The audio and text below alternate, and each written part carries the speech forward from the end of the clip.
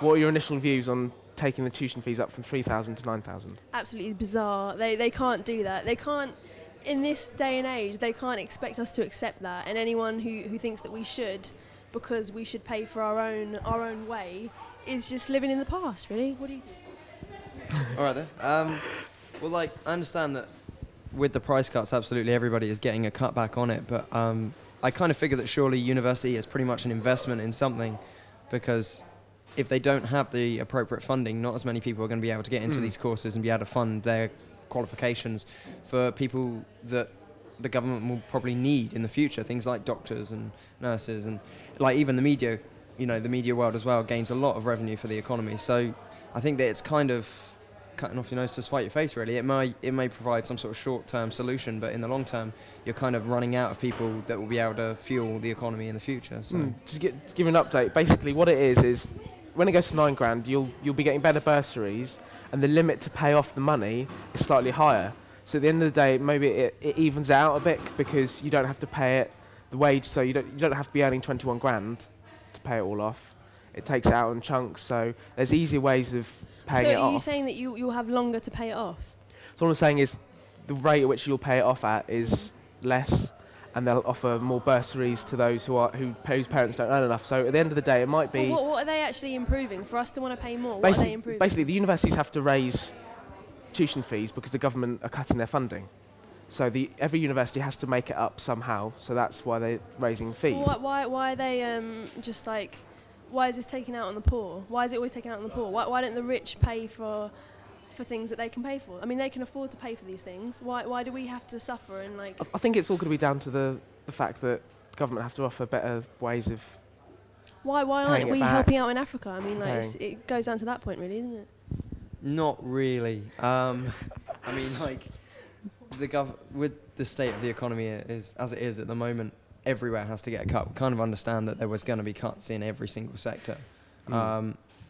So I think that partly it's quite logical, but the way that it's been done, where it's just been, that's going to be implemented just like that, it's going to go straight through, has got everybody quite annoyed about it. But is it justified?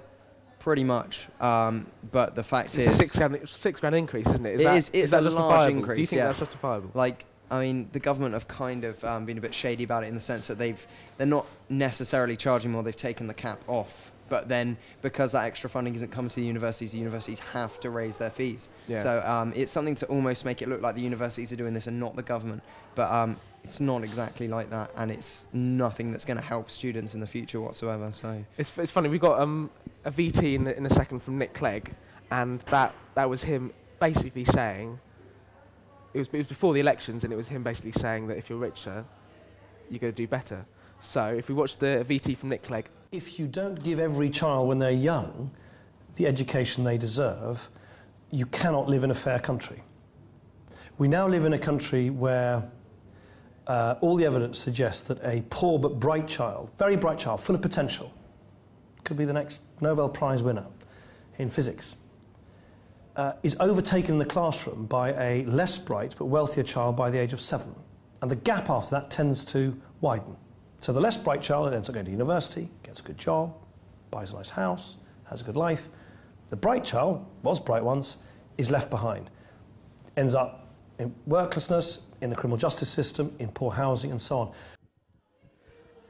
on. So basically what he said, this is before, just to remind everyone at home, this was before the elections, when he wasn't with the Conservative Party, and they didn't want to put the education fees up. So basically he was saying, if you do have more money, it's unfair, and they've got to make it fair, but they've just made the education fees higher. Never trust a politician, Chris. That's what you have to do. Everyone says that. So, go on. I just think it's ridiculous. It's come to a point where it's just like, what is this government doing? Is it even a government anymore? Maybe we should just revolt. Do you think if they explained it, like you were saying earlier, do you reckon if they explained it better, we'll come to revolution in a minute, if they explained it better and gave us all the facts and figures, do you reckon we would have taken it more lightly? I don't know, like, I don't think he'd like to see that video footage again now that he's part of a coalition government. Yep. Put it that way, it's standing very strongly for something that is then being completely wiped clean by a coalition government. So it seems like the Lib Dems were kind of forcing their way onto a sort of student point of view, because they knew that that was the thing that was going to be causing the most, talking about in the student world. So I think now that the coalition government have done this, students can't trust the Lib Dems, can they? Surely. Exactly. I mean, there's no way that they can be trusted now after all of this. So it's not necessarily them lying. It's just they're trying to say what they think they want us to hear. Yeah. That's what they were doing. And that's clearly shown by the fact that now they are in some form of power. They're not keeping that promise.